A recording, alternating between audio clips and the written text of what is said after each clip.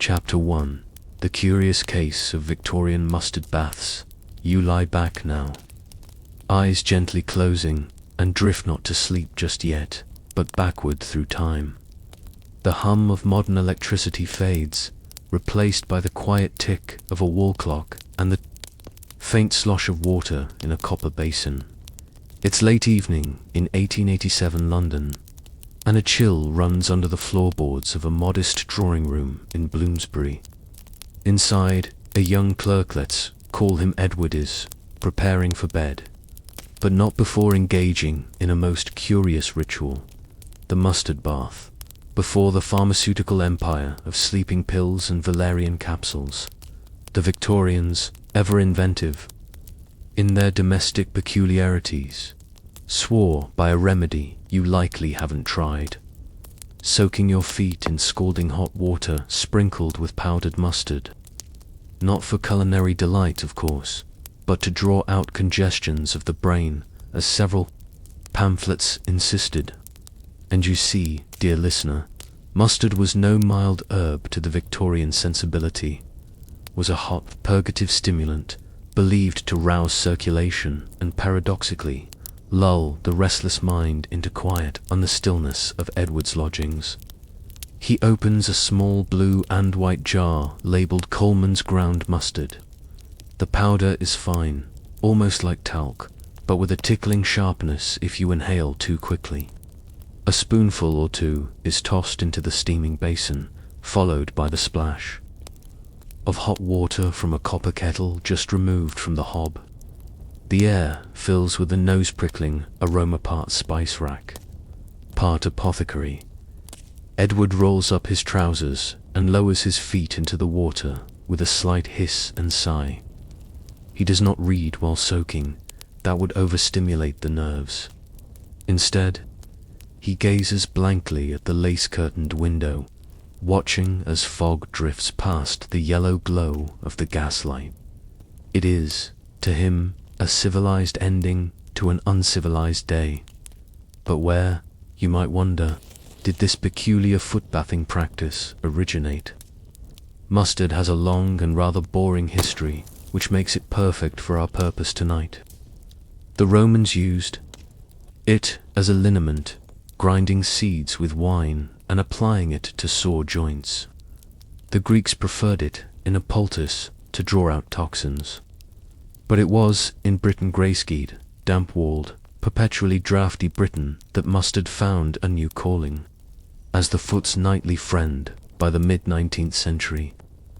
Victorian medical guides, such as Dr. Thomas John Graham's, charmingly titled Sure Methods of Improving Health, described the mustard footbath as both preventative and curative. If your child was fussy, give them a mustard bath. If your aunt had lumbago, soaked her feet. If your neighbor was irrational or had trouble sleeping, well, you get the idea. To understand why such a method caught on, we must remember the Victorian fear of imbalance. Blood must not pool in the wrong places. Organs should not be overloaded. The feet, being furthest from the brain, were the ideal location to draw heat and congestion away from more noble centers of thought. It was the literal grounding of one's health. Edward, our weary clerk, was hardly alone in this.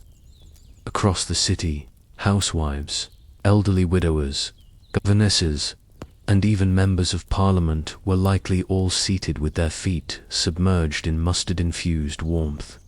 A shared discomfort, you might say.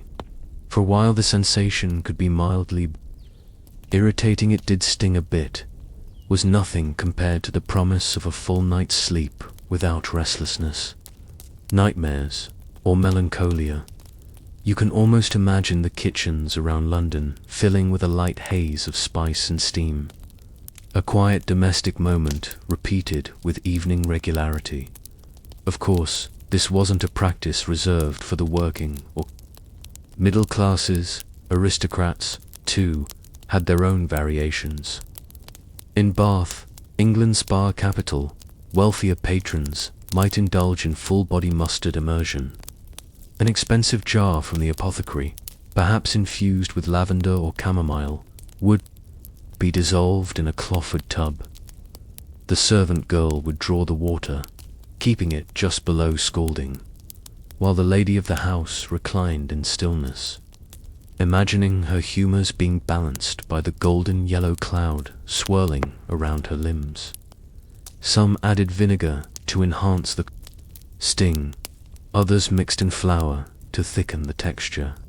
Recipes varied like bedtime routines, and every family claimed theirs was best.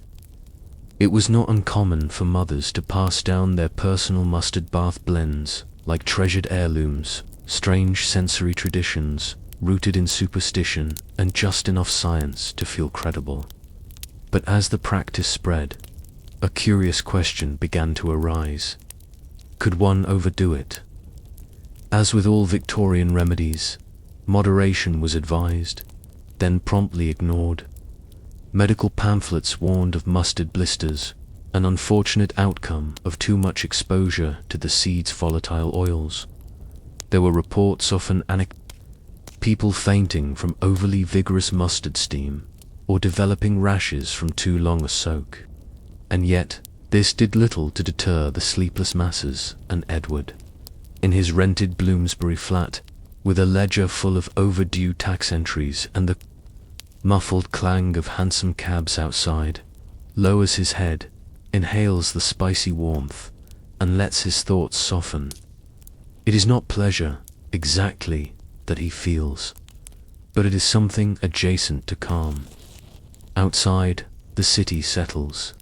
You can almost hear the heavy breathing of coal-fired radiators, the tick of dozens of clocks striking the half-hour, the faint creak of wood as houses shift in the cold, and somewhere, someone else is also preparing their mustard basin. Perhaps they've had a headache all day. Perhaps their child won't stop crying. Perhaps they simply don't know what else to do. The mustard bath becomes not just a treatment, but a quiet signal that the day has ended, and that sleepy, vengeful, reluctant, hopefully dreamless might soon follow. But as the mustard craze reached its peak, new questions began to emerge. Were there even older, stranger traditions for fighting insomnia? And what happened when Victorians couldn't afford mustard at all? You return again to the quiet of 1880s London, where the gas lamps now flicker low, and the city begins to exhale its evening hush. Last time, we followed Edward, a modest clerk, as he prepared for bed with the sharp sting and spicy warmth of a mustard bath, a ritual both peculiar and oddly comforting. But Edward's modest lodgings placed him above only the truly poor, and for the vast majority in the capital's maze of alleys and courts, mustard was a luxury one that could not be squandered on feet. And so, the story deepens. Victorian London was a city both awake and asleep at all hours. The rich might have grand feather beds and jars of mustard by the hearth, but for the factory worker in Whitechapel or the laundress in Stockock, insomnia was something to be endured, not treated. Many of these working poor shared quarters with 4, 6, or even 8 others. The sounds of snoring, coughing, and muttered dreams filled the cramped air. The idea of bathing feet at all, let alone with spice, felt like a luxury best saved for Sundays or fantasies. So how did they sleep? How did they soothe their nerves after 10-hour days in textile mills, or trudging barefoot through horse dung and mud, hawking ribbons and pins? Well, not with mustard, but with other, cheaper alternatives. One of the most common was known simply as the vinegar rag. Take a strip of muslin or cheesecloth, soak it in cold vinegar, and wrap it tightly around the forehead. It was meant to cool the fire of the thoughts and dampen the buzzing of a weary mind. In penny medical pamphlets, those delightful, cheaply printed guides sold on street corners by men with stained coats, you could read lines like, "If one cannot procure a mustard footbath, Then let vinegar and repose be thy ally. The vinegar rag had another purpose, too. It was a social signal. Seeing someone wear it to bed marked them as respectable, someone who took sleep seriously, even if their mattress was made of straw and old rags. In a city where reputations were constantly under scrutiny, even rest had to look proper. But vinegar wasn't the only affordable sleep remedy. Enter hot bricks. Imagine a young girl named Ada returning home after 12 hours in a bakery, soot smudged across her apron. Her mother, barely able to read, had memorized tips from a midwife who once lived 2 blocks over. Put a brick in the hearth. Let it glow until the embers die. Then wrap it in flannel, slip it to the bottom of the bed. This, she claimed, kept the dreams from growing to cold. It sounds quaint, perhaps even sweet, but the brick served another function: warmth in an unheated room, and heat, even if faint and localized, was a powerful sleep aid in damp tenements. Then there were the herbal women's, the granny healers, as they were sometimes called. These elderly widows, often Irish or Welsh, could be found in back lanes, offering sprigs of valerian, bundles of hops tied with string, or, if you had a penny more, little cloth sachets filled with dried chamomile. Put it near your pillow, they'd whisper, and your limbs won't wander so. These practices weren't written down. They were passed from mouth to ear, bed to bed. Sleep, after all, wasn't only a medical matter. It was cultural, communal, and, for the poor, often contested. But the Victorians, industrious and paranoid, in equal measure, were not content to leave sleep in the hands of herbalists and vinegar cloths. No, they wanted science or something that resembled it. Enter the sleep doctors. By the 1860s, Britain saw the rise of self-proclaimed sleep experts, often operating out of rented rooms above chemist shops or through thick catalogues, mailed to lonely subscribers. Dr. Julius Matheson, a favorite among the middle class, wrote an 1871 volume titled On the Nightly Exhaustions of the Brain. He blamed insomnia on everything from overexcitement at supper to reading novels after sunset. His cure, a regimen of tepid saltwater foot soaks a dull cousin to the mustard bath, paired with light calisthenics performed in woolen undergarments. There were others too. Dr. Agnes Blewett, a rare female physician of her time, championed the mind-clearing stare, a nightly ritual of gazing at a blank wall for no fewer than 8 minutes before lying down. Her pamphlets sold well, particularly among young women afflicted with what the era called nerve-weary sensibilities. Yet not everyone was so gentle. There were also the purveyors of patent medicines, sleep tonics with names like Dr. Haven's Restful, Cordial, and Madame Fontaine's Elixir of Twilight promised immediate slumber, but often contained opium, alcohol, or worse. These concoctions were as likely to induce unconsciousness as addiction, and yet they flew off shelves, especially among the upper middle classes who feared sleeplessness as a sign of moral decay. Mustard baths, by comparison, were practically virtuous. They were mild, they smelled oddly pleasant, and most of all they could be done at home. No physician required. Which brings us back to Edward, our clerk, still seated in his narrow room, drying his feet with a rough linen towel, glances at the small glass bottle on the dresser.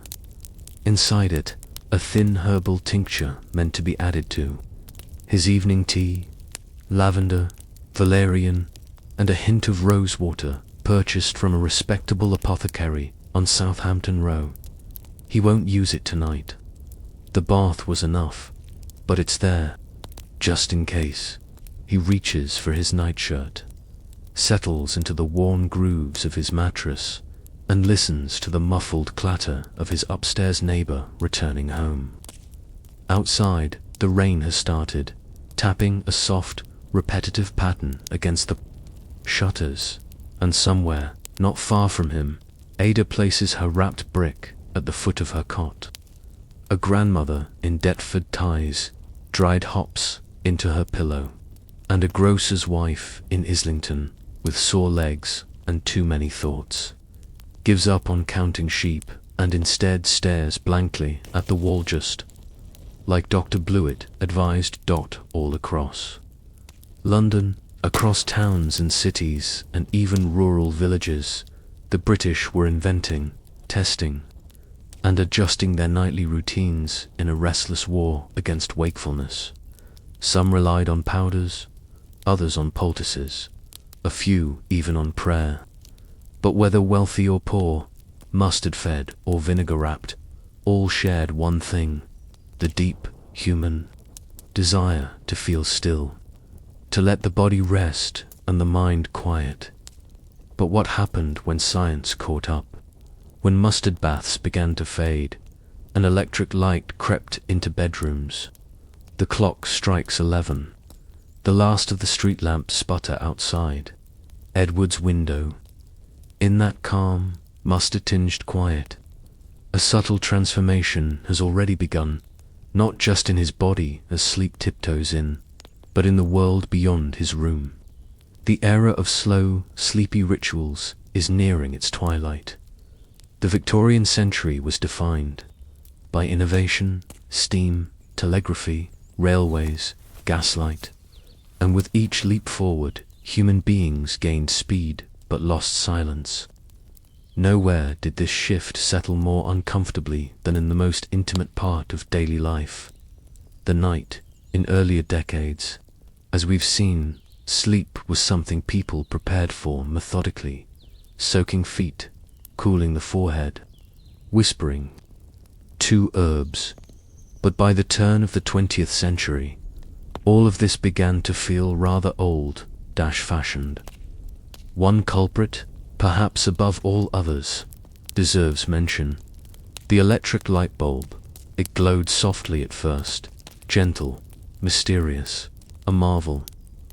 But it disrupted everything by the 1890s in well-off households. Gas lights were being replaced by the new Edison bulbs, flicked on with switches instead of matches. Bedrooms, once cloaked in darkness by candlelight and soot-smudged curtains, could now be flooded with brightness at a moment's notice. This thrilled many Victorians, no more stumbling through shadows to find the chamber pot or rekindle the hearth. But for sleep, it was a revolution, and not the restful kind. Electric light shifted the human relationship with bedtime. No longer tied to the setting sun or the slow pace of dusk, people began staying up longer, reading more, working later. The body's internal rhythms weren't so delicately managed by mustard. Baths and darkened rooms started to strain under the constant stimulus. There were those who resisted. In 1902, a quietly anxious essay appeared in the monthly Home Companion, lamenting the modern refusal to dim the mind. The author, a retired schoolmaster from Devon, argued that no household should banish the footbath, no matter its ingredients, and that the new practice of drinking cocoa under a harsh overhead bulb was, in his words, a sin against the soul's natural descent into forgetfulness. It was a small protest, gently written, but it echoed the broader unease. Sleep had once been a ritual. Now it was becoming a problem to solve, and so, just as mustard baths began to recede, a new wave of sleep aids flooded in. The early 20th century brought factory-made remedies in neat boxes and bottles, bromides, barbiturates, and later, synthetic antihistamines, all chemical cousins of the poppy and the herb, but distilled, dosed, and industrialized. A pharmacist could now offer you sleep in a capsule: no spice, no steam, no evening fuss required. This was efficiency, yes, but also loss. For Edward, now a decade older, the mustard jar on his dresser gathers dust. He's moved into a slightly larger flat, no longer a clerk, but an assistant head of accounts.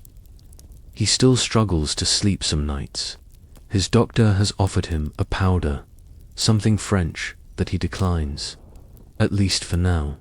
Sometimes, on cold nights, he still heats water and soaks his feet. Not with mustard, though, just with plain salt and a splash of eucalyptus oil. The sensation is gentler, the ritual less pointed. But the memory of those earlier evenings lingers.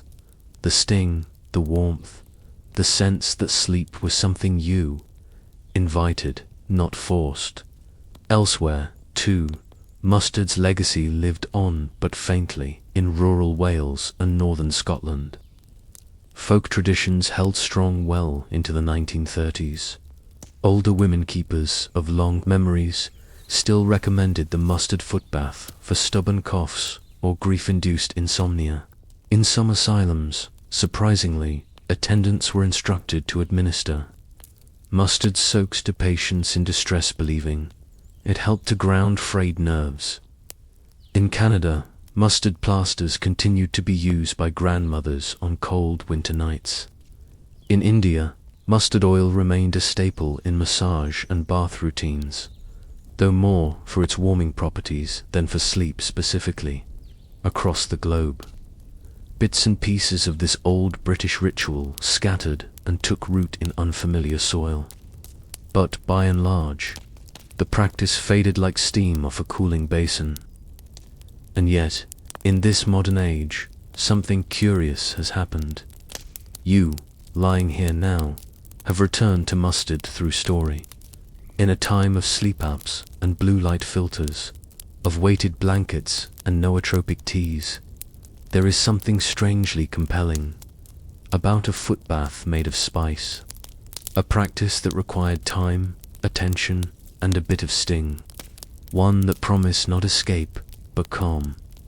Maybe, in a way, it's not so different from what you're doing now, replacing the heat of water with the warmth of history, the scent of mustard with the quiet hum of old details, slowly drifting towards sleep, not by shutting out the world, but by listening closely to the parts we forgot. And so we close our story here. Dear listener, Edward eventually passed away in 1924. At the age of 68, he had 3 children, none of whom remembered his mustard rituals. But somewhere, in an attic trunk, his daughter kept his notebook. And tucked inside that notebook was a folded scrap of paper, labeled simply, "Soothing foot recipe use when restless." The recipe was never published, but it didn't need to be, because the true remedy was never really the mustard. It was the act of slowing down, of doing something deliberate, of making peace with the night. Chapter 2. The Long Nights of Medieval Candle Makers. Picture yourself in the deepening dusk of a village somewhere in medieval England. Perhaps it's 1347, perhaps a little earlier. The exact year doesn't matter as much as the soft veil of darkness now draping itself gently over homes and fields. No lamps flicker yet along these narrow lanes. No oil lanterns hang from iron hooks to guide the weary. Instead, all waits upon a single humble craft, patiently carried out each evening: candle making. Tonight, you are stepping into the workshop of a candle maker or chandler who lives just on the edge of the village. A quiet man, Hugh spends his days and nights turning animal fat into candles, those small, smoky lifelines of warmth and illumination. His workshop is modest, a low-ceilinged room tucked behind his cottage. As you step inside, the smell hits you immediately, dense and heavy, somewhere between cooking meat and old grease. To modern noses, It's not especially pleasant, but to Hugh, it's the familiar scent of livelihood. Hanging from wooden beams above your head are rows and rows of candles in various states of completion. They dangle like stalactites, dripping wax slowly into worn buckets beneath. To understand the candlemaker's life, you must first understand tallow, the key ingredient. Tallow, simply put, is animal fat, usually beef or sheep fat, rendered carefully down into a yellowish-white greasy substance. Preparing it was a long, monotonous process that began at the village butcher. Hugh would gather the discarded fats weekly, carried home in large wooden buckets that leaked slightly at the seams.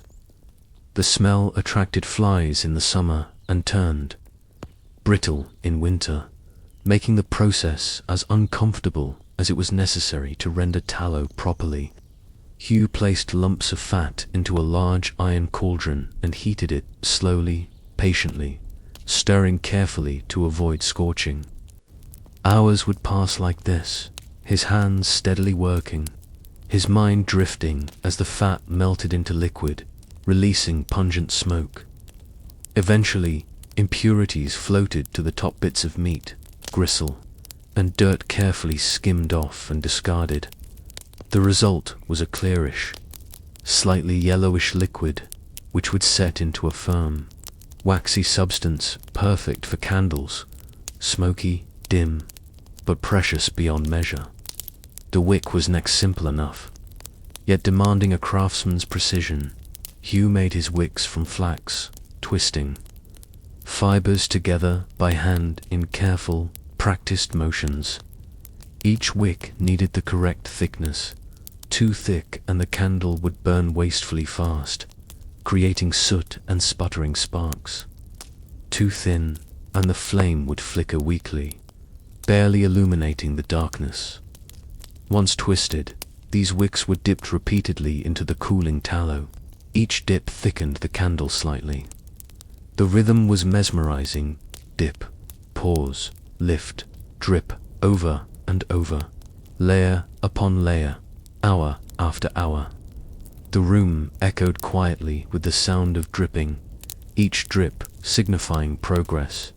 It was dull, methodical work, yet utterly essential. Candles were lifeblood. Without them, life ended each day at sunset. There was no reading by the hearth, no mending of clothing after dark, no quiet talk with neighbors or family into the late evening hours. Candles meant survival, comfort, even hope in a world ruled by darkness. Tonight, however, Hugh is preparing something special. Altar candles. For the church, longer and thicker than the household variety.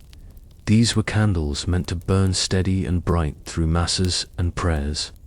To make these, Hugh added a touch of beeswax, rare, expensive, and brought in trade from monasteries to give them a longer burn and a pleasant scent. The village priest expected perfection, and Hugh prided himself on his craft. He moves carefully, dipping slowly, ensuring each candle is flawless. The beeswax adds a honeyed fragrance, mixing with the heavier scent of tallow to create something uniquely medieval and earthy, rich aroma that settles around you like a comforting cloak. As you watch Hugh work, you realize how significant these candles are. Not just practical objects, but symbols of faith, community, and connection. In the heart of the night, they illuminated churches, guided prayers, and represented a promise of divine presence, even amidst the deepest shadows. Hugh's life follows a gentle but unyielding rhythm, dictated by seasons and daylight. Summer brought longer days, fewer candles needed, more time to stockpile supplies for winter. But as autumn set in, his pace quickened, the days shortened, the nights stretched, and demand surged. Every household needed extra candles, especially during feast days or when storms rattled the shutters. Winter meant endless hours in the smoky workshop, preparing candles to fight off the long, dark evenings.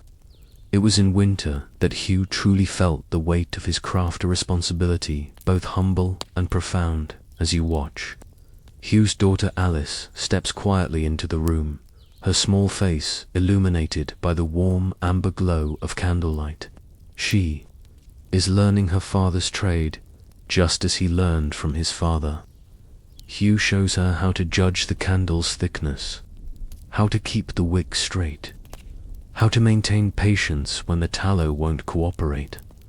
It is a trade passed down through hands, more than words. As Hugh gently instructs Alice, you sense the continuity, the quiet importance of their shared task. These candles may seem simple, dull even, but they shape the lives of everyone around them, providing warmth, extending the day, creating quiet pockets of human activity in the vast darkness of medieval nights. Yet, despite its essential nature, candlemaking was an overlooked, thankless trade. Chandlers weren't poets or knights. Their names weren't recorded in chronicles. They were ordinary people, performing mundane tasks day after day, year after year. Their work forgotten almost immediately once used up. But tonight, you stand in quiet appreciation. Each candle is more than fat, and wicket is a testament to human resilience. In the quiet drip-drip of tallow, you hear the patience of generations. In the glow of the flame, you see not only light, but quiet dignity, small defiance of the darkness. Outside Hugh's shop, the village is now deeply asleep. A single candle flickers in each window, guiding dreams and soothing fears. Hugh finishes the altar candles, hangs them carefully to harden overnight, and prepares to extinguish his lamp. But as he turns, Alice asks quietly, "Father, what happens if we run out of tallow?" Hugh hesitates. The question is simple, practically and quietly frightening. In a world lit only by candles, scarcity is always a whisper away. He looks at his daughter, the uncertainty reflected in her eyes, and wonders what would happen indeed. The village outside is asleep, deeply nestled into dreams beneath a night sky punctured only by scattered stars and a thin crescent moon. Inside Hugh's workshop, however, a new question stirs quietly in the smoky air, one Alice has just asked, with childlike simplicity. "Father, what happens if we run out of tallow?" Hugh, usually confident in the repetition and predictability of his craft, pauses. Candlemaking is not merely his trade, it's his contribution to the steady pulse of village life. But he knows, perhaps better than anyone else, how tenuous that pulse can be. Scarcity was no stranger to medieval England. Harvests failed, livestock grew thin, wars disrupted the flow of goods. Tallow, though humble, was equally vulnerable. It depended entirely on the village butcher and the health of cattle and sheep. Hugh had known lean years when villagers had little to spare, and even scraps of fat were precious, carefully rationed by housewives and guarded jealously by the butcher. In those difficult seasons, Hugh and the villagers faced a simple yet sobering question. What do you do when the lights begin to go out? The answer was never dramatic. This is quiet history. After all, but it was meaningful. When tallow became scarce, the villagers learned to adjust, to ration, and most importantly, to make do. Hugh, more than anyone else, felt this strain. It was his responsibility, after all, to ensure that even in scarcity, each family had at least a small candle to hold back the long nights. In such lean times, Hugh had become a master of subtle substitutions. Beeswax was ideal, but rare and costly, usually reserved for the church. Even the smallest piece was hoarded by priests, monks, and merchants. But there were other, stranger alternatives that the villagers quietly accepted. One such alternative was rushlight's primitive candles made from rushes, a marsh plant soaked in melted fat or oil. Rushlights burned dimly, gave off unpleasant smoke, and often required constant relighting. But they had one essential virtue. They were cheap and plentiful. Rushlights were a symbol of humble resilience, their flickering flames illuminating, albeit dimly, households unable to afford proper candles. Making rushlights was its own art. Hugh would carefully select rushes from the nearby marsh, gathering bundles early in the morning when dew still clung to their slender stalks. The outer green layer was carefully peeled away, leaving the fibrous inner pith exposed. These slender cores were then soaked in any available grease, sometimes even kitchen drippings, preserved over weeks in clay jars. The resulting was placed in a simple iron holder, where it burned quickly and unevenly, but still. It burned. Alice listens intently as Hugh explains these alternatives. Her eyes reflect both curiosity and concern. For her, scarcity is not yet familiar, a vague notion of discomfort whispered about by adults. But Hugh remembers. He knows scarcity intimately, feels it in his bones when the nights grow longer and the supply of fat dwindles. Still, he reassures her gently. We always find a way, Alice. Light isn't easily lost, not as long as we have hands to work and minds to think. And indeed, medieval villagers, Hugh among them, had developed countless other methods to manage light shortages. One method, both peculiar and practical, involved carefully preserving candle stubs. Every household kept a small clay pot filled with wax remnants, fragments of burnt-out candles, collected meticulously over time. When needed, Hugh melted these down, combining different qualities of wax and fat into mixed candles, hybrids that burned oddly but steadily. Nothing went to waste. But there were times when even careful rationing wasn't enough, when nights stretched too long and the winter darkness pressed heavily on everyone's patience. During these times, villagers adapted their daily rhythms. The medieval world was deeply flexible about sleep and waking. Without consistent, affordable light, villagers adopted what historians now call segmented sleep to distinct periods of rest separated by an interval of quiet wakefulness.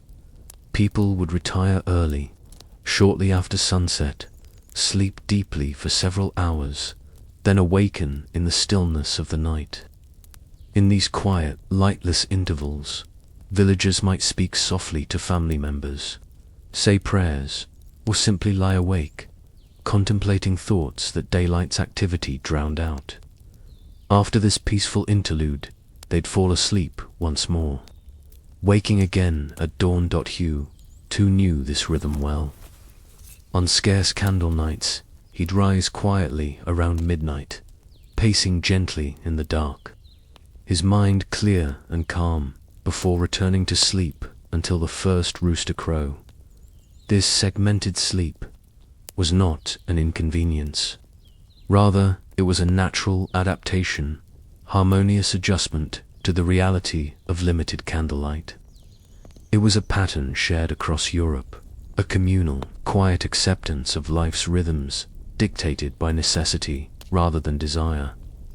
Yet, despite these humble adaptations, Hugh is acutely aware that the village has grown accustomed to candles, to the gentle reassurance they bring. Candles were more than mere practicalities. They were symbols of safety, comfort, and normalcy. Even the poorest household would sacrifice much to afford even a single flickering flame each night. Hugh takes this responsibility deeply to heart. As Alice helps him finish tonight's batch of altar candles, she watches closely. He shows her the importance of patience, precision, and quiet diligence.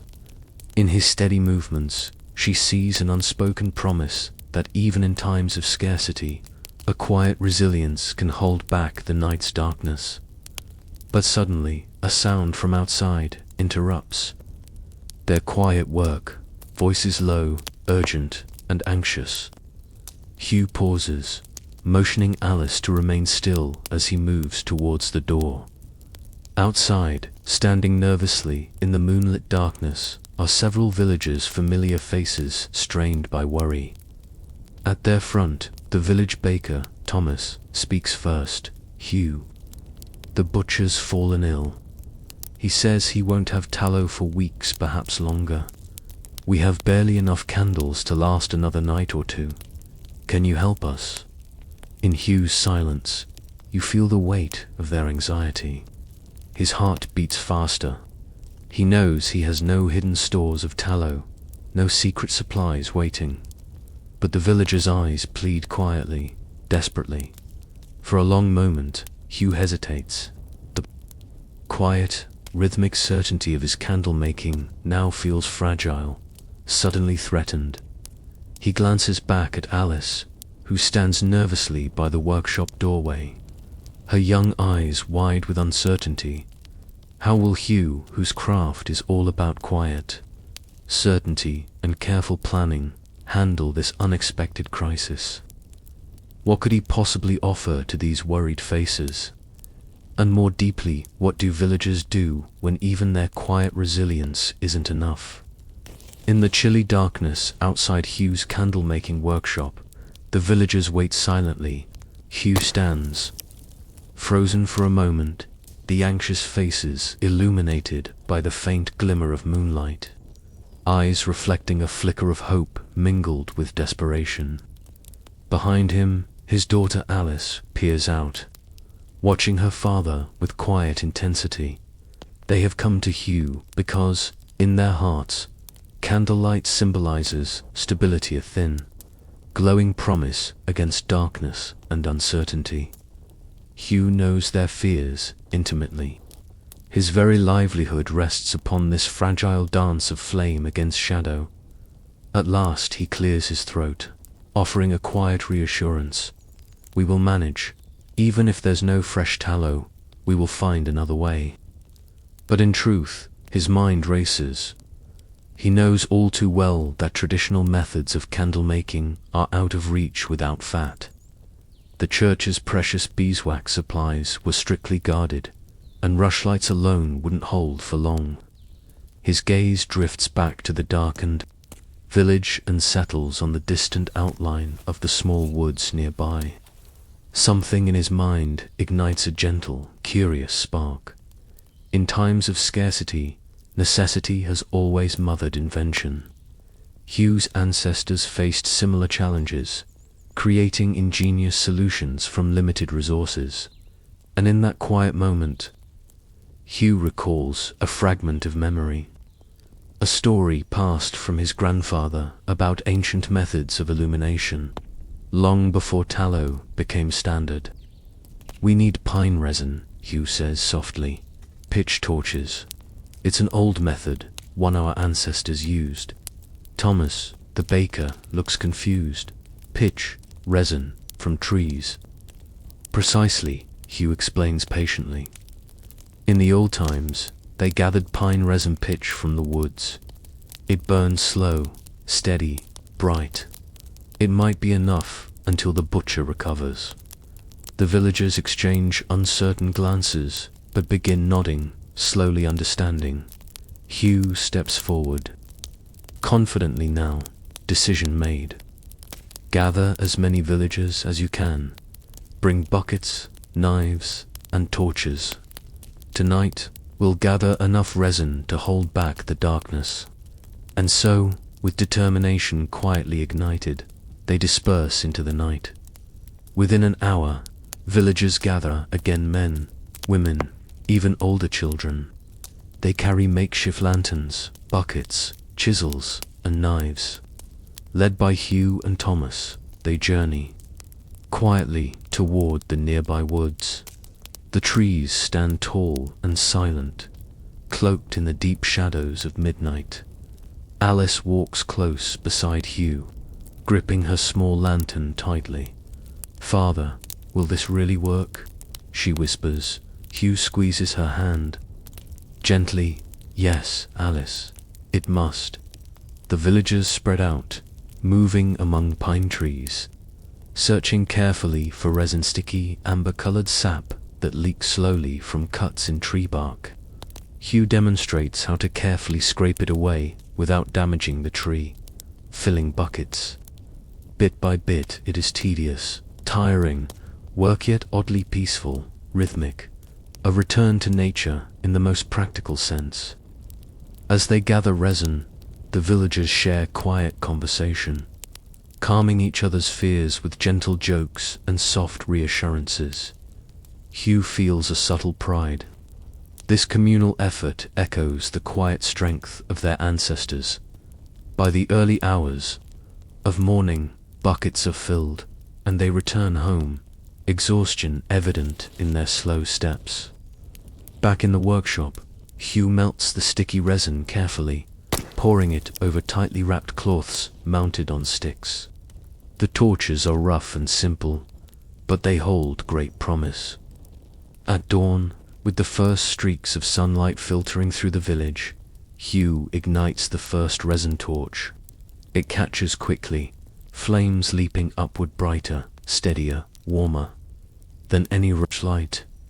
The villagers watch in quiet awe, faces gently illuminated by the golden glow. "It burns beautifully," Alice murmurs.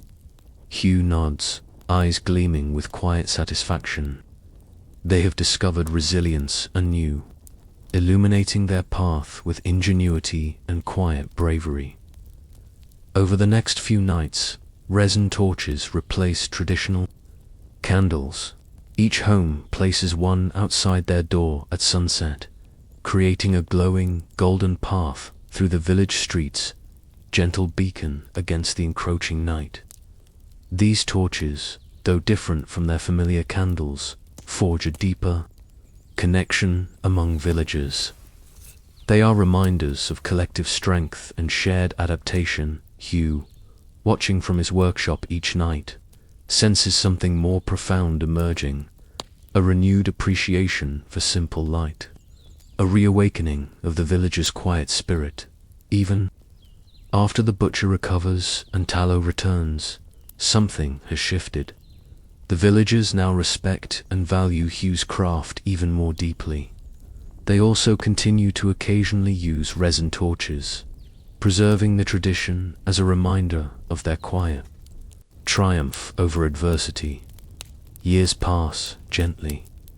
Hugh grows older, eventually passing his workshop to Alice, who takes on his trade with skill and dedication.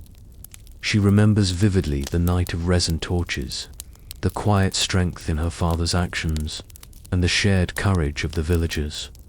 Under her steady hands, the village remains softly illuminated. Alice, now a mother herself, passes these stories and skills on to her children. Candle making remains not merely a craft, but a legacy, a quiet testament to human resilience, patience, and adaptability. Centuries later, the story of Hugh, Alice, and their resin torches quietly fades into history. Yet their lesson remains profound and deeply relevant in quiet acts of courage and community. People have always found ways to hold back the dark, even when familiar comforts disappear. Today, you may rarely think about the candles in your home. Flick a switch, and your room fills instantly with bright electric light. But perhaps, after tonight's gentle story, you'll pause occasionally and consider the quiet history that brought you here, the hands that once dipped candles methodically, the careful eyes measuring tallow, the village that gathered resin by moonlight. Perhaps you'll also remember Hugh, whose quiet creativity sparked hope precisely when it was needed most. Chapter 3. When Roman roads were repaired in silence, you awaken not to the sound of a bustling city, but to a gentle clink of stone on stone. The year is perhaps 102 AD, give or take a handful of calendars, and you are standing beside one of the empire's greatest and most enduring achievements, a Roman road. The sun has just begun to rise over the Italian countryside, and there, on the edge of the famed Via Appia, a group of quiet workers prepares for another day of maintenance. Their tunics are plain, their tools worn smooth from use. A small cart loaded with limestone dust, iron chisels, wooden mallets, and polished paving stones sits waiting beside them. No fanfare, no orders barked, just the steady, practiced silence of men and women who know their task by heart. Roman roads are famous, of course. Straight, wide, and astonishingly durable, they stitched together the vast and varied lands of the Roman world. From the forests of Gaul to the mountains of Cappadocia, these roads allowed for legions to march, letters to be sent, goods to travel, and entire cultures to move and mingle. But the making of these roads, their initial construction, was only part of the story. The far more quiet, forgotten tale is this: roads needed care, roads needed watching, roads needed mending, and so, day by day, mile by mile, the Roman state employed men like Marcus, the man standing before you now, tightening the strap on his leather sandal and examining a cracked paving stone with calm precision.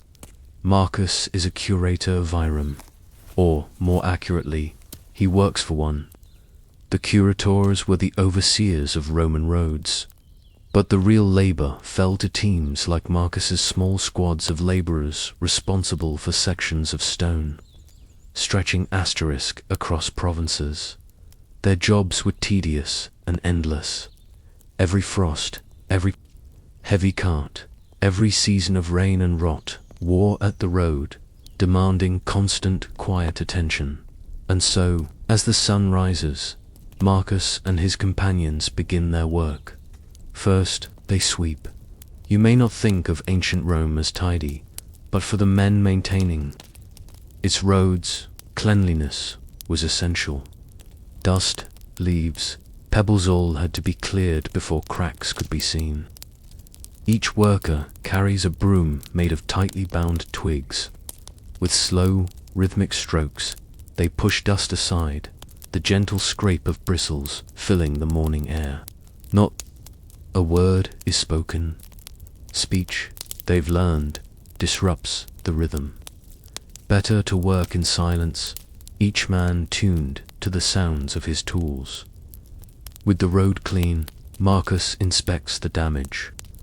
A cornerstone is loose, nothing catastrophic, but enough to trip a horse or shake a wagon wheel.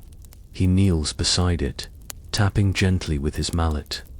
The stone shifts slightly, confirmation of his suspicion. Repairing it is not a matter of simply replacing the stone. Roman roads were marvels of engineering, built in layers. A base of compacted earth, followed by layers of gravel, then crushed stone, and finally the flat paving slabs on top, known as summa crusta. To repair one stone means disturbing all that lies beneath. Marcus signals to the younger worker beside him, Flavius, just 16. Together, they lift the loose slab with a pair of worn wooden levers, revealing the packed gravel below.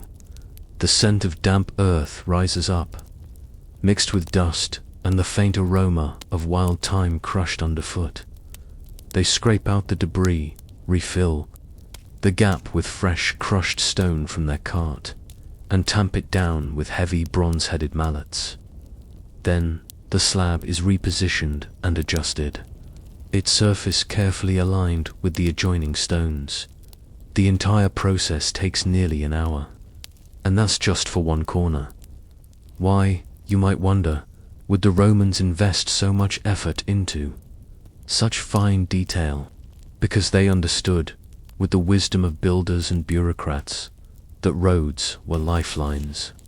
Every delay to a messenger, every jostle to a soldier's pack horse, every inconvenience to a merchant cart, these small irritations multiplied across the empire, becoming inefficiency, instability, and cost. But more than that, the roads were a matter of identity. Rome prided itself on order. To walk on a Roman road was to feel the empire beneath your feet, solid, straight, dependable. Even the poorest laborer knew the symbolism in the stone. As the day progresses, Marcus's team continues methodically. At midday, they rest beneath a small awning fashioned from cloth and poles.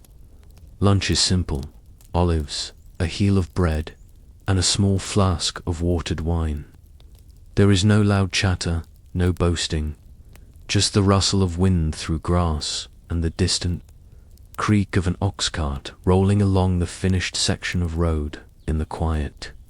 Flavius asks a question, his only one that day. Marcus, will this road last longer than we do?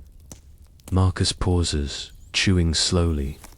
Then he shrugs and replies, some already have, and it's true. Some roads they mend were built before their fathers were born. Some stones bear faint chisel marks from hands long since returned to the earth. Each repair is both practical, unreverended contribution to a project that never truly ends. Back at work, the afternoon brings a different task: repairing the drainage ditch alongside the road. Roman engineers, never ones to underestimate the power of water, had devised shallow channels on either side of the road to carry rainwater away. Without them, the surface would flood, the stones would shift, and the road would crumble. The ditch is clogged with silt and roots. Marcus takes a curved bronze spade and begins clearing it, one scoop at a time. The soil is heavy from last week's rain, but he works steadily, methodically. Flavius joins him, mimicking the older man's movements. They work side by side in silence, sweat dripping, sandals slipping slightly in the mud. As they finish the final stretch, Marcus straightens and looks out across the road. A stretch of stone, now whole again. No grand achievement, no triumphal arch, just a path made a little smoother, a little safer, a little quieter. As the sun sets, the team packs their tools into the cart. Marcus marks today's work with a small wax tablet listing the repairs. In neat, practiced Latin, this record will be passed up the chain to the curator virum, who will in turn send it to the provincial office. The bureaucracy of Rome moves as steadily as the workers who support it. They begin the short walk to the nearby Mansioa, roadside inn used by travelers and road workers alike. There they'll wash the dust from their hands, eat a warm stew, and sleep under a thatched roof before beginning again tomorrow.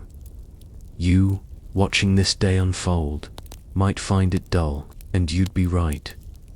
It was dull, but it mattered.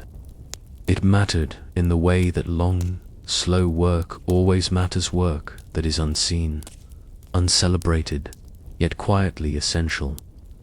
Marcus doesn't know the names of the generals or senators who'll walk this road.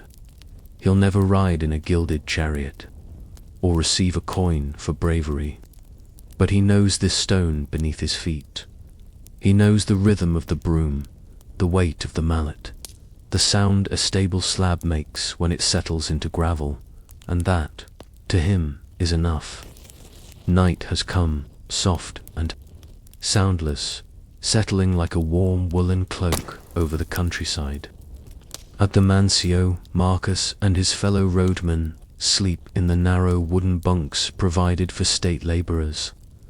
Outside, the Via Appia lies quiet and still, its long ribbons of stone catching the faint moonlight. No carts pass, no sandals scrape its surface, and yet it waits enduring, as it always does. In the stillness, of this night. It's worth considering a simple but astonishing truth. The Roman Empire, for all its grandeur, for all its temples and emperors and conquests, was not as durable as its roads. The stone paths Marcus and his team repair will outlive the emperors who commissioned them. They will carry the feet of peoples who do not yet exist. And long after Rome begins to retreat into history, the roads will remain worn, yes, but stubbornly present. To understand how these roads persisted, while the empire did not, we must step back and examine their role not just as infrastructure, but as connective tissue. They were the nervous system of a vast body enabling communication, trade, taxation, and control across nearly 250,000 miles of territory. More than 400 major roads crisscrossed the empire, marked by milestones that recorded the names of emperors and local governors, often inscribed with pride but repaired in silence. The Via Appia, where Marcus works, was one of the oldest and most famous, the Queen of Roads, they called it. Built in 312 BC, it stretched from Rome to Brundisium, linking the capital to the southeastern ports. And yet, like all roads, it was never finished. It needed constant care daily, seasonal, generational. Marcus is aware of this, if only instinctively. As a boy, he walked roads with his father, who was also a repairman. They mended stones in Etruria. His grandfather had repaired roads during Augustus's reign, smoothing paths for imperial messengers. Now, as the sky brightens with the first gold blush of dawn, Marcus rises, dresses, and joins his team for another day of quiet labor. Today, they will not repair stones or clear ditches. Instead, their task is bureaucratic but equally dull. Inspecting milestones along a 5-mile stretch of road, ensuring each is standing upright, legible, and in its proper position. You see, the Roman road wasn't just a physical thing, it was also a concept. The roads mapped not only land but authority. Every mile marked by stone reminded the traveler, you are within the reach of Rome. As Marcus walks with his wax tablet, he examines the first milestone, carved centuries ago, its Latin inscription barely legible beneath moss and time. T. Caesar Devi, AVG, FAVG, VSTVs, Mil Passives, V Tiberius, son of the divine Augustus. 5 miles from Rome, he gently scrapes away the moss with a bronze blade. Checking the stone's angle, its firmness in the earth, he makes a note on his tablet, then moves to the next, and the next. It's slow work, and thoroughly unglamorous, but every corrected stone preserves the illusion and the reality of continuity. By mid-morning, Marcus and his team reach a strange section of road, a part where the old paving stones have clearly shifted, not from wear, but from sabotage. Bandits. Its single quotes is not common, but it happens. A few stones have been levered out, leaving gaps, hazards for carts, traps for careless riders. In times of peace, Rome could afford to ignore such things. But in this part of the province, tensions have risen. Some say tribal unrest in the north is stirring again. Others whisper of tax revolts and mutinies along the border. Marcus does not involve himself in politics, but the missing stones speak loudly. Someone, somewhere, no longer respects the order these roads once symbolized. The team replaces the stones quickly, using extra gravel to reinforce the weakened foundation. But as they work, Marcus grows thoughtful. He remembers stories told by older roadmen, stories of roads in the far west, in Britannia, where Roman order is thinner, where the milestones have fallen and the paving slabs are being pulled apart. One by one, to build local walls and homes. It is, perhaps, the beginning of an end. Marcus does not fear for his life, but he wonders quietly, will his children still work these roads? Will they write on wax tablets? Will they sweep dust from stones laid centuries ago? Or will the road fall silent not from peace, but from neglect? Elsewhere, across the empire, signs of unraveling are growing. In Gaul, old Roman villas are being abandoned. In the Balkans, villages once connected by road now isolate themselves, afraid of travelers bringing news or plague. And in Rome itself, senators argue endlessly while the treasury shrinks and the army stretches thin. Yet the roads endure in many places. They are no longer even considered Roman, just the old path, as if they had always been there. Shepherds in Hispania guide their flocks along them. Monks in Cappadocia walk them barefoot, carrying bread to isolated hermits. Traders in Egypt ride them with baskets of salt and papyrus. They are slowly becoming anonymous relics, without authors, and that, in its own way, is remarkable. By late afternoon, Marcus and his team have completed their inspections. They return once more to their mansio, tired but satisfied. Their repairs are noted. Their milestones stand straight. The road, however threatened, remains passable as the sun dips low. Casting long shadows across the paving slabs, Marcus sits quietly, carving a new handle for his mallet. His thoughts drift again not to emperors or politics but to stones, to the simple, satisfying knowledge that a path exists, that someone might walk it tomorrow, guided by his unseen hand. Years from now, when Marcus is gone, others will walk the same road.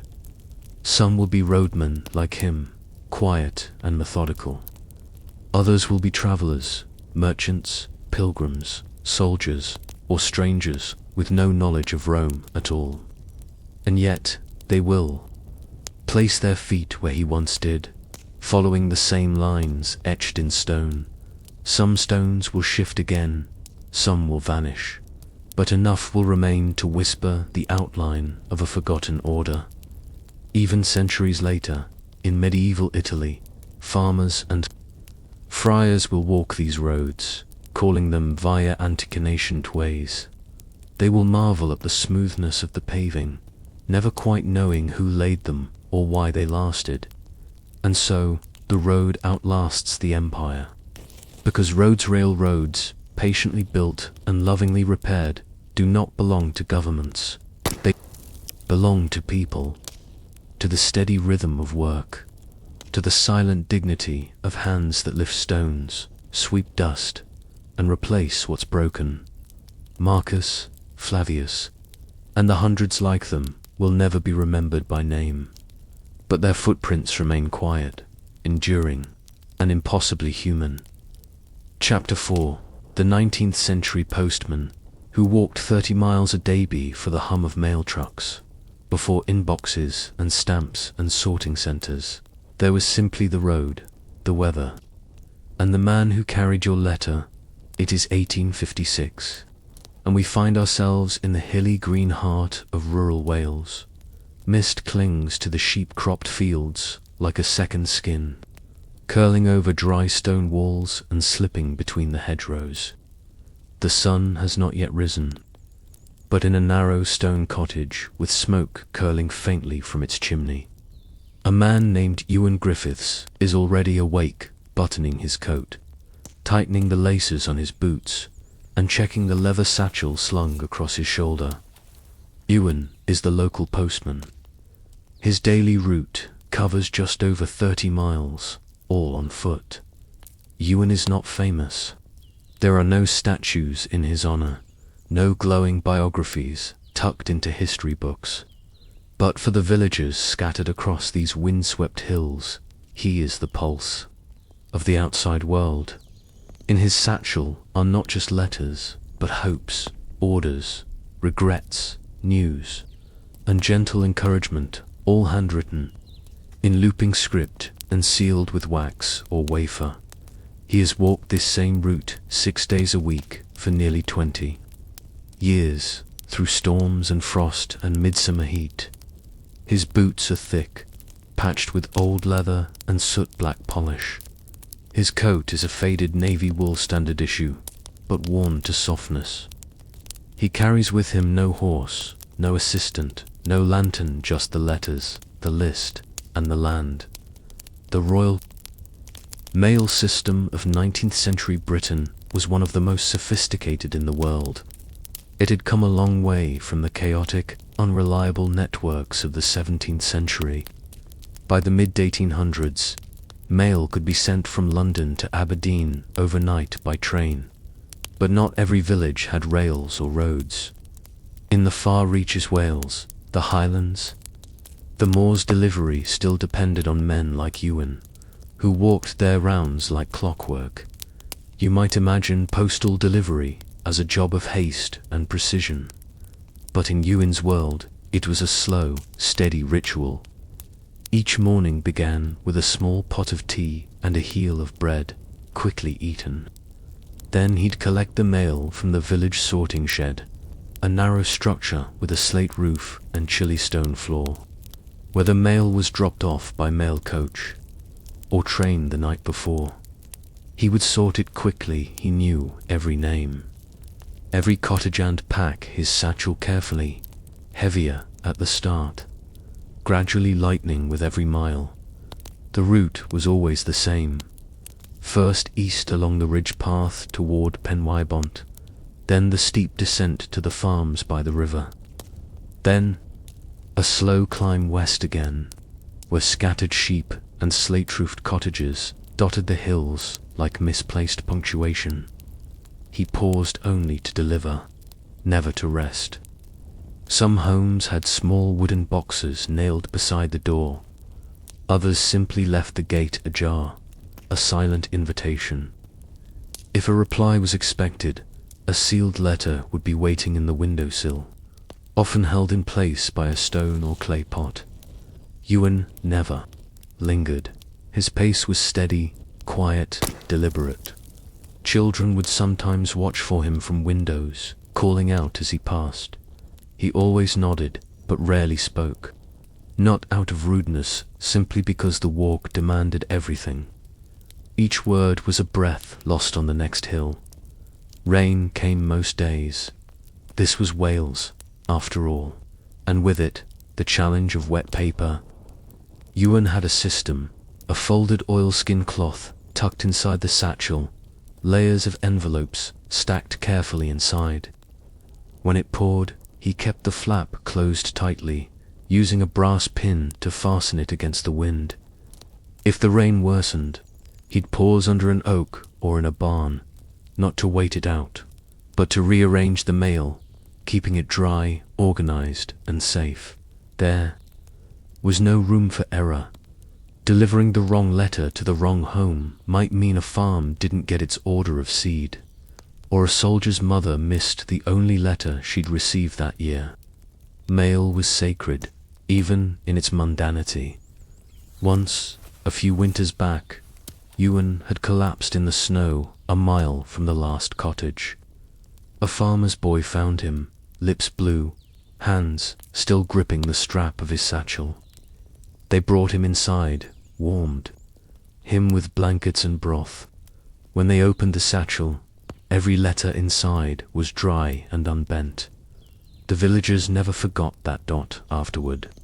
A few tried to raise funds for him to get a pony, but Ewan gently refused. "The road doesn't need a pony," he said. "It needs feet that know it." And he did know it. He could walk it blindfolded, they said. He knew which stream overflowed in March, which stile froze shut in January. He knew when to cross the peat marsh quickly and when to skirt the edge. His feet were maps, his memory the timetable. Lunch, when it came, was taken standing, usually a cold oatcake or apple. He'd nibble slowly as he walked. There were no breaks. The mail was too important. Not dramatic, not urgent, but deeply important in its quiet way. Sometimes, a letter bore bad news of death, a missed inheritance, a lost job. Other times, it brought something unexpected, a small envelope with a pressed flower inside, or a newspaper clipping from Canada. He never read them, of course, but he felt the weight. You could always tell which letters mattered more. Somehow, as the sun began to set, Ewan's satchel was nearly empty. The return walk was quieter still. The path led back through a narrow wood, where leaves rustled gently. Above, and robins chirped their thin evening songs.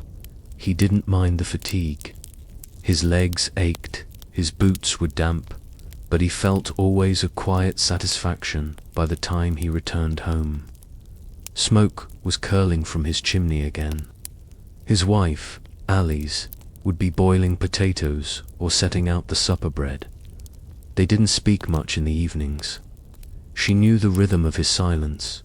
He'd sit near the fire, remove his boots slowly, stretch his toes against the warm stones, and simply breathe. Tomorrow, he would do it all again. You might wonder why someone would choose such a job 30 miles a day. No breaks, no fanfare. But Ewan never thought of it that way. He didn't consider himself a hero or a martyr. He saw his walk not as hardship, but as offering. He gave the village what no one else could, connection, and that, in a world growing wider and faster and more uncertain, was a kind of quiet magic. But what happened when the trains finally came? When even the most rural lanes were touched by steel and steam? How did postmen like Ewan adapt, or did they disappear into the fog like the roads they walked? Morning has returned to the hills of rural Wales. It is now 1863. The air still smells of moss and wool, and the valleys still echo with the distant bleating of sheep. But something new has entered this quiet world, something that hisses and howls the railway. You can hear it.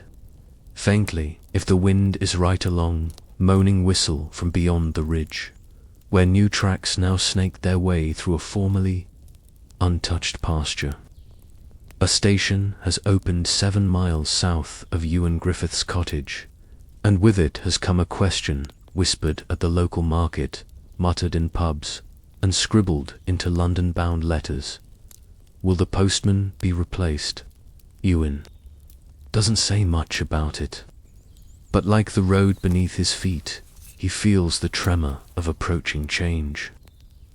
The railways, by the mid-19th century, had transformed the way letters moved across Britain. What once took days could now be done overnight. London to Edinburgh, once a grueling journey of coaches and couriers, was now achievable in mere hours. Sorting offices hummed with new energy. Uniforms were updated. Postal routes were redrawn with mechanical efficiency. But none of this speed reached the final mile, not yet. In the rugged, muddy lanes that twisted through the Welsh hills, the train was still just a rumour.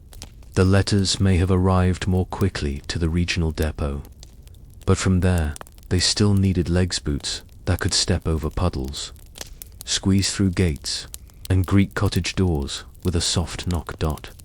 And so Ewan walked. There were changes, of course. His route was subtly adjusted to meet the new station, where a morning mailbag now arrived from Cardiff. This meant Ewan had to rise an hour earlier. He now began his day with a brisk hike to the station, picking up the fresh stack of envelopes, some still warm from sorting rooms. The smell of soot clung faintly to the canvas bag, mingling with the scent of ink and paper.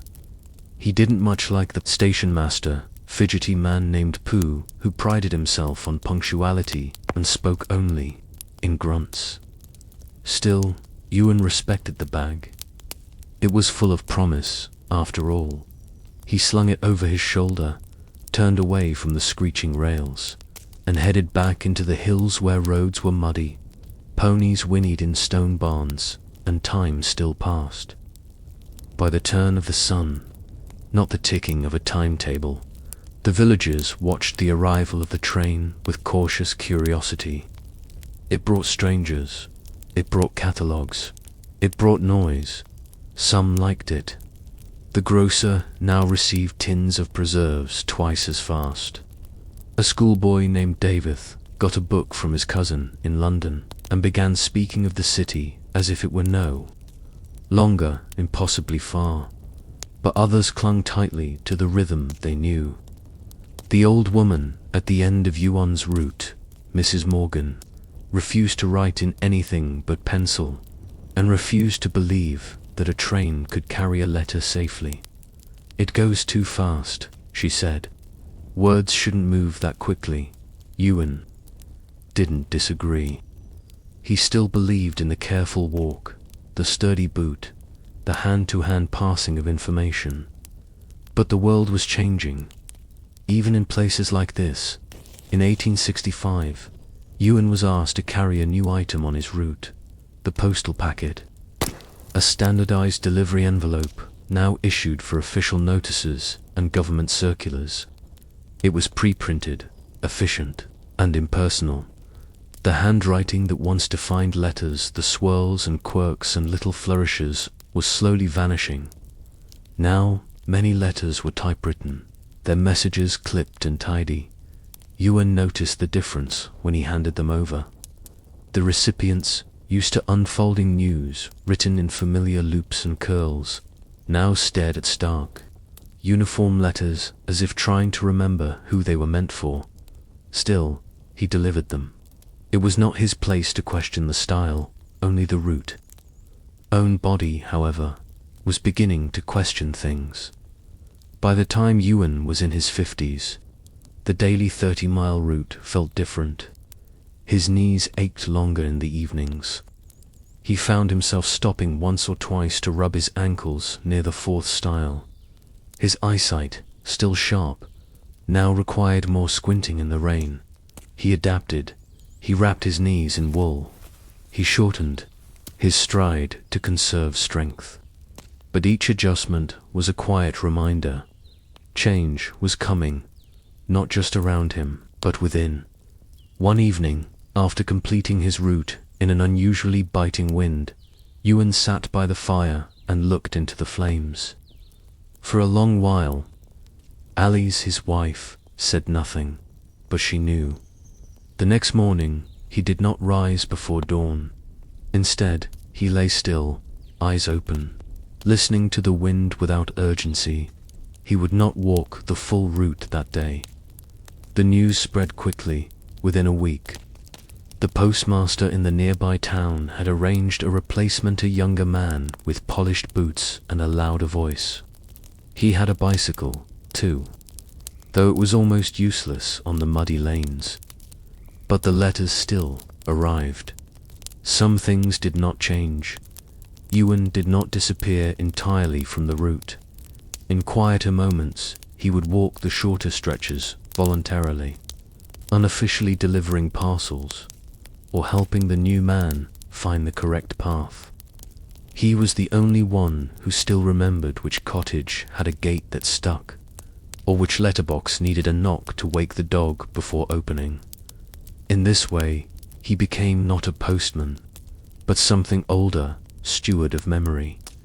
Meanwhile, the trains came closer. By 1870, a spur line was proposed that would cut across the hill behind Yuan's cottage.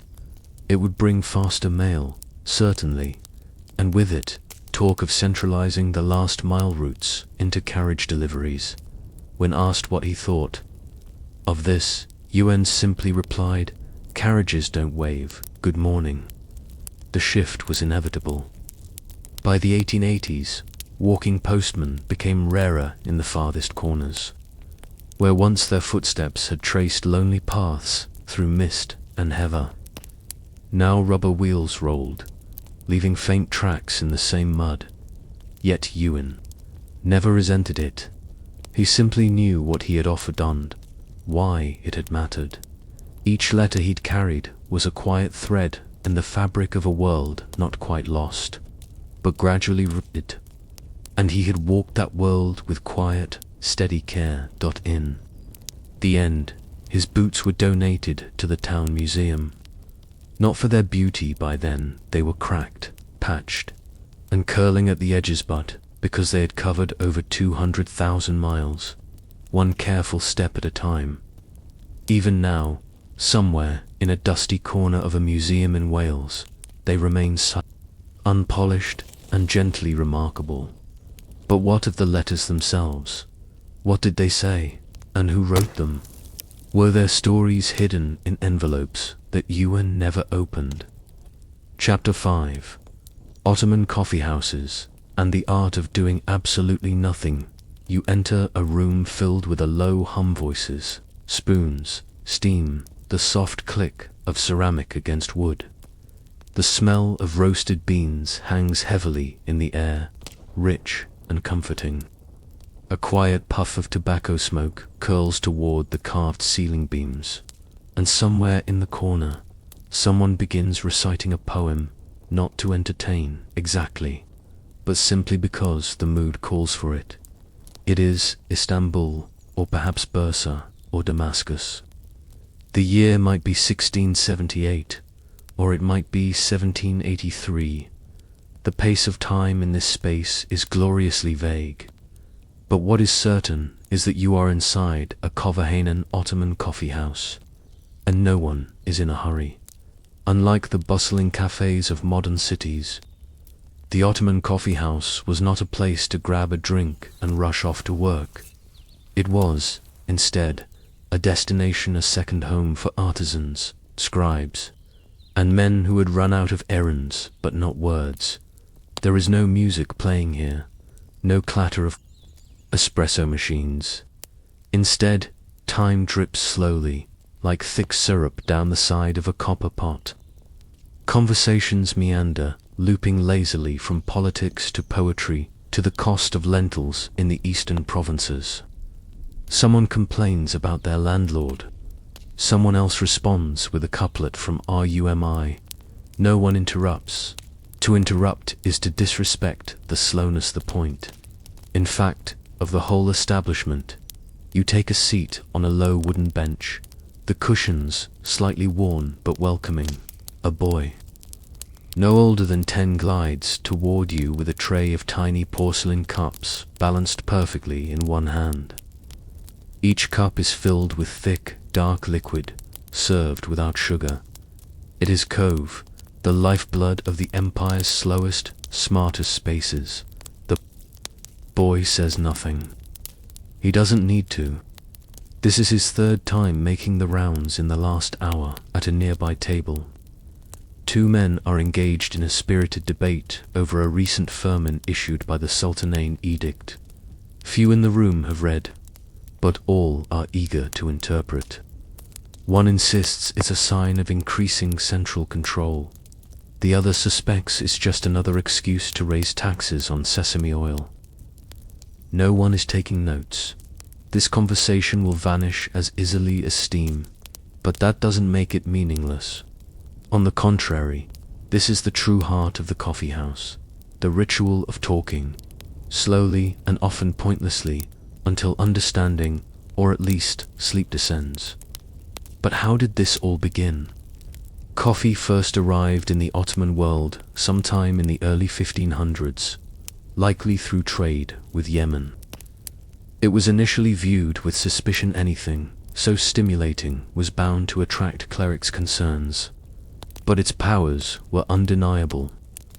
It sharpened the mind without dulling the tongue, and it gave the night a strange new clarity. By the time of Sultan Suleiman, the magnificent coffeehouses had begun to appear in cities across the empire. Istanbul, of course, led the way. The early ones were simple affairs, rooms with benches, braziers, and brass pots bubbling away, but they quickly evolved into refined, thoughtful spaces, and crucially, They welcomed not just merchants and nobles, but also scribes, barbers, storytellers, wrestlers, and the occasionally jobless philosopher.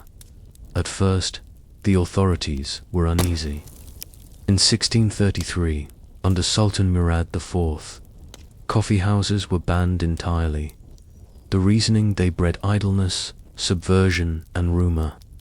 Worse, they gave commoners a space to critique government policy with cups of courage in hand. But bans in the Ottoman world rarely lasted. Like the tobacco that accompanied the coffee, these places became too embedded in daily life to disappear. The ban was lifted within a generation, and the coffee houses came back stronger, more numerous, more elaborate, and even more deliberately slow. The layout of a typical coffee house was designed for meandering. There were no fixed menus. You asked for what you wanted, and if they had it, you got it. If not, you simply waited or changed your mind. Tables were low, often shared. Dice or backgammon boards were common. Walls were adorned with verses, some permanent, some chalked. In for the day, in some cities, coffee houses developed specialties. One might be favored by tailors, another by calligraphers, and yet another by those who recited epic poetry. These preferences weren't enforced, they emerged slowly, like sediment building at the bottom of a cup. Even time worked differently inside. A man might enter before noon and leave only when the oil lamps had been lit, hours later. No one would question it. Doing nothing, or rather doing very little with intense purpose, was not laziness, was a kind of intellectual hygiene. One of the most fascinating features of these coffee houses was the presence of the mektubku, the letter writer. You'd find him seated at a small table, usually near a window for light, with paper, ink, and a reed pen arranged before him. He was the email of his time, a man whose job was to write letters for those who could not dot. An illiterate merchant would approach, dictating slowly, pausing to choose just the right phrasing. The mektubku would transcribe it beautifully, using flourishes and honorifics that made even the simplest trade request sound poetic. Sometimes the recipient was a lover, sometimes a cousin in Baghdad, sometimes a bureaucrat in a dusty inland district, long forgotten by court or capital. These letters were like the coffee house itself, rarely urgent. They weren't meant to race from sender to receiver. They were, instead, meditations, thoughts, shaped slowly, passed carefully. Read without haste. One historian examining letters from this era noted how often they began with phrases like, "If this letter reaches you in good health, let it be known that," and ended with blessings so elaborate they took up a third of the page. Even the folding of letters had a ritual, each corner tucked deliberately, sealed with wax or a thread, then handed to a courier who would likely stop at another coffee house along the way, adding his own delay to the message's journey. This was not inefficiency, it was simply the speed of trust. In the far corner of today's coffee house, a man with a large mustache leans back and declares, "Only fools rush their coffee." All their thoughts, a few heads nod in agreement. Someone stifles a yawn. Time here is not wasted. It is steeped, and yet, even in this haven of slowness, change eventually crept in. New governors brought new policies. The empire faced new pressures and telegraphs, trains, but the coffee house resisted. Even as modernization buzzed outside, within these walls, steam still rose from copper pots and poetry still lingered in the air. But what happened when these places became too political? When the slow murmur turned into louder protest? Could doing nothing still survive in a world speeding up? Afternoon sunlight slants through the latticework windows, casting warm honeycomb shadows across the floorboards. The coffee is still bubbling in the corner brazier, and the air carries that now familiar perfume of roasted beans and slow ideas. But there's a different kind of energy today in the Coverhainer. Gentle tension beneath the silence. The conversation is still soft, still circular, but the subjects have shifted. Instead of poetry, they whisper about conscription. Instead of saints and stories, they speak carefully, cautiously about tax changes and grain shortages.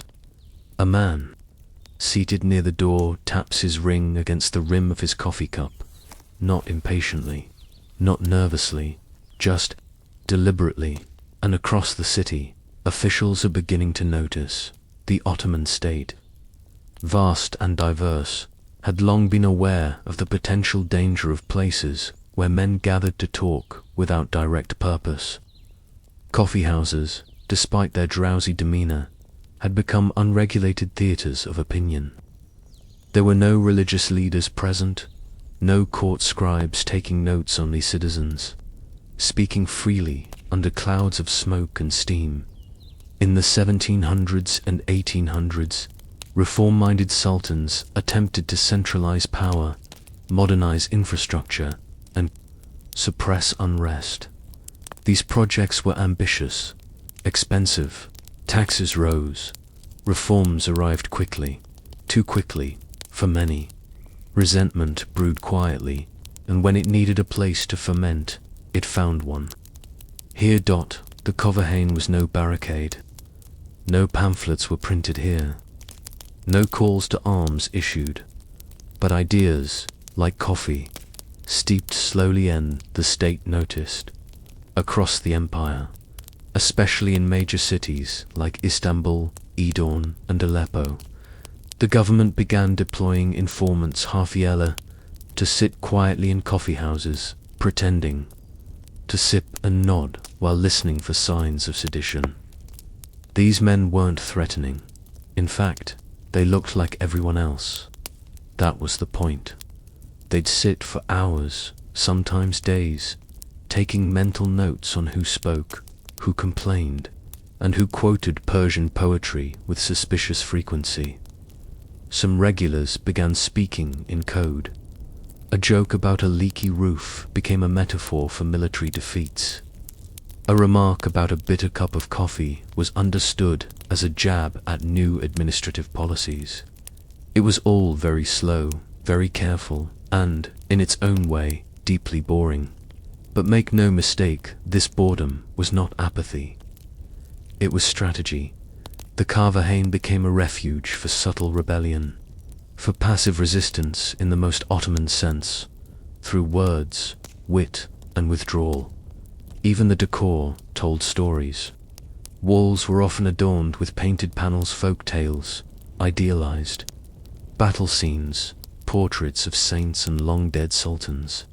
But some painters snuck in quiet jabs, a lion with the face of a local tax collector, a wolf drinking from a fountain labeled justice. Coffeehouse owners feigned ignorance. A coincidence, they'd say, when questioned. Just a folk image, meant nothing, but everyone knew. The storytellers, too known as medies, played their part. Medies were the traveling performers of the coffeehouse world, with a scarf and a walking stick as their only props. They'd deliver long, winding tales drawn from epic literature, religious parables, or comical domestic scenes. But hidden in their stories were double meanings. A tale about a foolish caliph might mirror recent events. A story about a clever donkey might really be about a reforming bureaucrat. Audiences listened with the sleepy expressions of leisure, but their ears were sharp. A pause here, a sideways glance, that which was enough. The Medda would never say anything treasonous, but he'd say enough.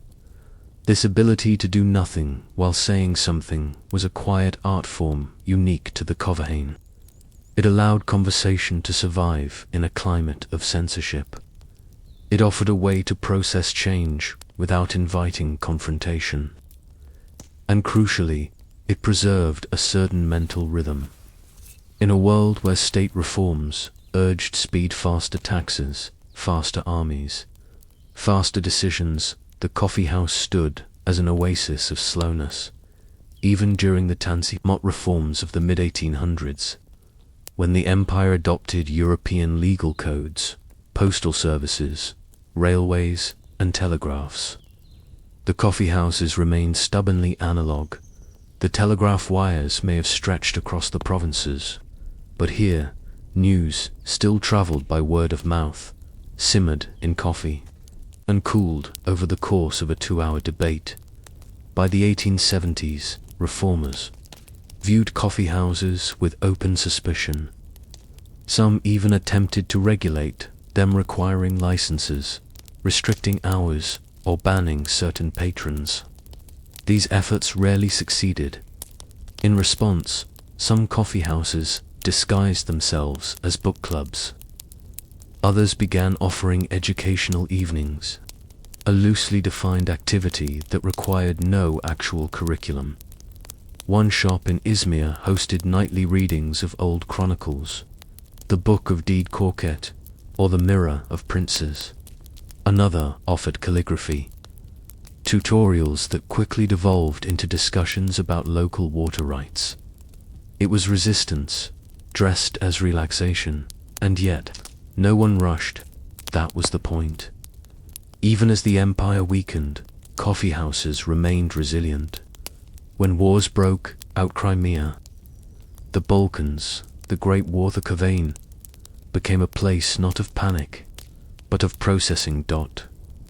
Soldiers wrote their farewells here. Fathers shared worries without needing answers. Young men debated whether to enlist over cups of dark, bitter brew. Some went, some stayed. The chairs were never empty. As dusk falls in our imagined coffee house, a candle is lit in the far corner. The boy with the tray still makes his rounds. An old man with a cloud-white beard begins reciting Hoffers, not loudly, just clearly enough for those within 3 feet to hear. Outside, the city changes. Carriages give way to tramlines, handwritten letters to state telegrams. But inside, the coffee house remains timeless. Here, the business of doing nothing continues quietly, gently, insistently. But what happens when silence no longer protects?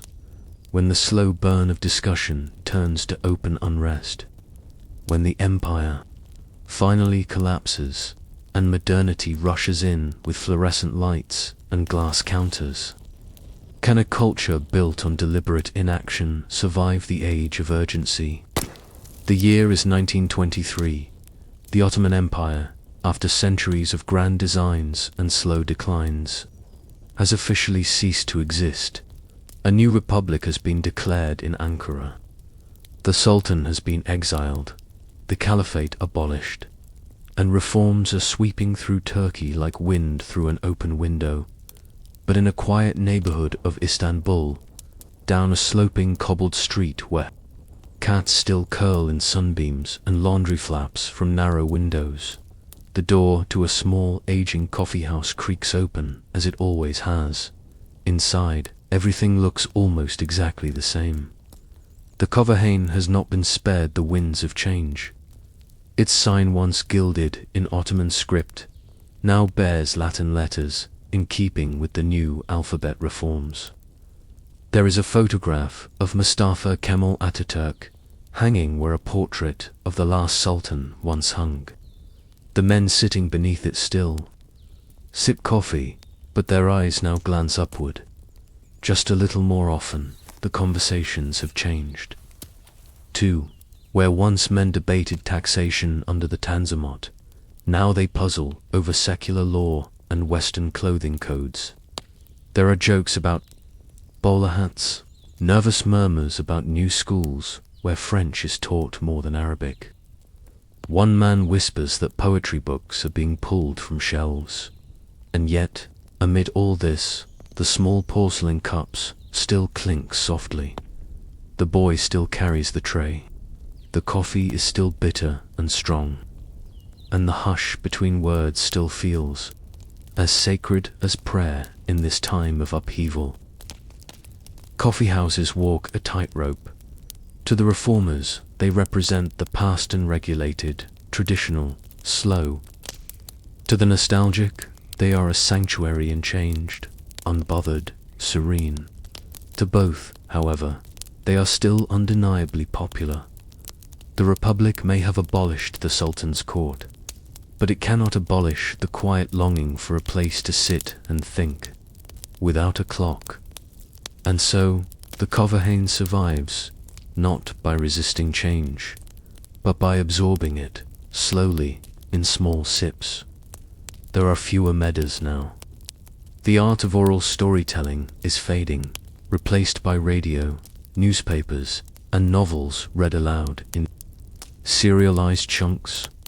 But sometimes, an old man still stands to recite a poem, no longer to warn, or hint, or hide, but simply because it's what he's always done. The walls, too, have changed. The painted lions and cryptic caricatures are gone. In their place, images of ships, modern cities, the occasional photograph clipped from a European magazine. But if you stay long enough, you'll hear it's the same rhythm as before. A story begins. Someone adds a detail. Someone else raises an eyebrow. The cups are refilled. The ashtrays emptied. The art of doing absolutely nothing, it turns out, is resilient. Meanwhile, across the new nation, new kinds of cafes begin to emerge. In Ankara, Western-style establishments appear, with menus and chairs and printed bills. Women begin frequenting them, something that had been almost unheard of in the traditional Ottoman Carvajal. These new spaces are brighter, louder, more public. Some have jazz. Some serve tea in glasses instead of porcelain cups. They are part of a deliberate project to modernize leisure. And yet, in side streets, in corners of old cities, the old coffee houses remain, not out of defiance, but out of habit. They are held together not by ideology, but by the steady presence of men who have nowhere else they'd rather go at 3 p.m. on a Thursday in one such coffee house. Near Bursa, a retired bureaucrat sits with his grandson. He stirs his coffee. Slowly, always counterclockwise, listens as the boy explains what he's learned at school. New laws, new maps, a new world. The old man smiles faintly. When I was your age, he says, I learned to memorize proverbs. You learned to memorize rail schedules. He is not criticizing. He is simply observing. The boy asks what people used to talk about in coffee houses before there were radios or electric lights. Everything, the old man replies. Everything and nothing, it's true. The old Carvajal did not require content to justify its existence. You didn't have to order more than one cup. You didn't need to accomplish anything. You could simply exist there in times, unbothered, surrounded by other men doing the same. This slowness, once considered luxurious, now begins to feel indulgent, even rebellious. Modernity values productivity. It measures hours. But the Carvajal shrugs at all that. It was never meant to move forward. It was meant to hold still. And in a world suddenly spinning faster, that stillness becomes quietly radical, of course. Time does not stop. By the 1950s, televisions begin to appear in some coffee houses. By the 1980s, satellite dishes, mobile phones, follow in the 1990s. The once sacred silence is occasionally punctured by ringtones and football matches. Even the coffee changes, lighter roasts, new flavors, instant mixes, But not everywhere. Somewhere, even today, in the oldest quarters of Istanbul, a man still boils water over a flame, grinds dark beans by hand, and pours thick, unfiltered coffee into a tiny cup. He sets it on a tray with a single glass of water. He delivers it to a table where someone is reading a newspaper, not scanning it, where someone else is staring out the window, not scrolling. They are not waiting for anyone. They are simply here. And that is the strange, quiet power of the Ottoman coffee house. It never demanded attention. It never claimed importance. But it offered something rare, a place where time softened, thoughts unraveled, and words flowed like smoke, not to be caught, but simply released. In that way, it survives.